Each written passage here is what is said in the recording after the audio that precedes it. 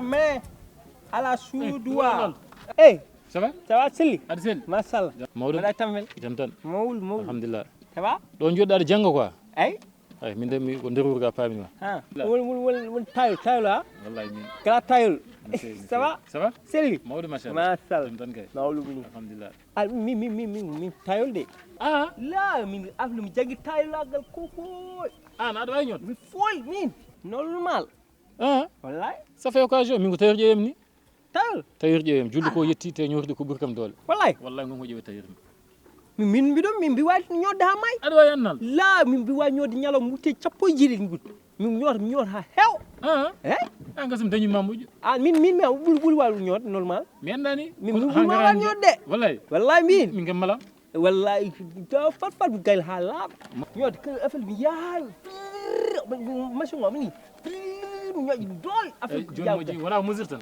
mboɗo wawi ƴettude mesure janggo sa fini en gatta artan joni noon après mi alano mi liggo normal de ala probléme ɗum jinmi eyyi inchallah joni janggo eyyi mboɗo heeñi seeɗa quoi aɗo ene eyyi joni janggo garanoni janggo aɗa wawi daw ɗa nen place wona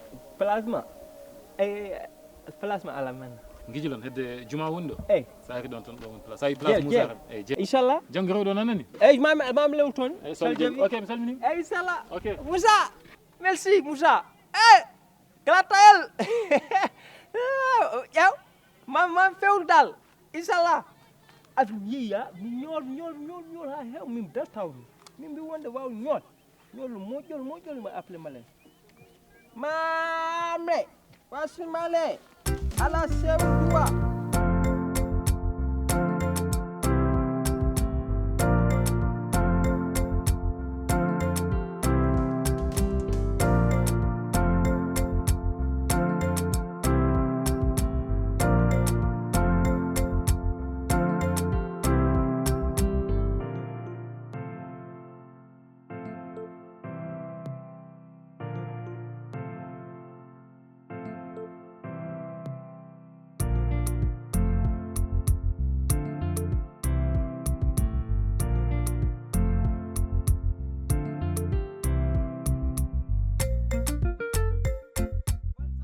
Salut, masalah? Jangan. Mau.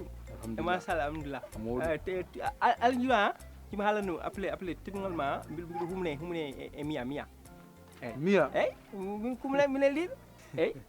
Wallahi. Ko kumande mia? Mina kumle kam lukam wi appelé lukam yom humam. Appelé mi lesam. An hor mar kadda. Ha. Kadi mia ko bujur tan yidi. Mia ala mu yidi so wana bujur. O bujul? Bujur gor? La bujul de. La bujul suusa haaldum ni. Bujul gilgal jaggu mom boyndo pimo ha dogi. Après taw mom ma pimo ha ma lo fum après yeyi gilna o dacci nina. Mia. Wallahi ala haaju.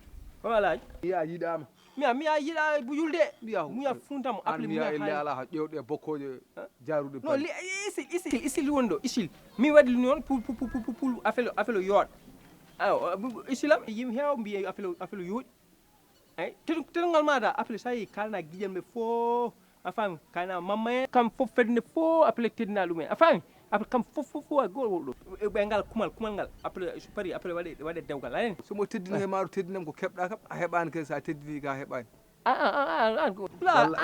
taga misa mijol da hakkil mijol ta hakkil mijol da wal wol mijol wal quoi mijol hakkil a fami ko kam tutam gasi mi wonma ala haaju ni so ɓoydi haaldude ma ɗo mo wadde ma ɗo taw jarami fere ala affaire ko ala affaire de haasidagal quoi ɗum ɗo affaire haasidagal mila foftin hoorema kadi candan mbaɗa ni heɓde mi heɓat an kon haasde mais haajum ala hen a sawa ngala tenka sawawa appelé jaajuma comme de sohom inchallah gati haasidagal ni tan wallahi billah ni mayta dañata dalne kala haasi dañta dalne inchallah mi humantamo kal jaɓi abu dow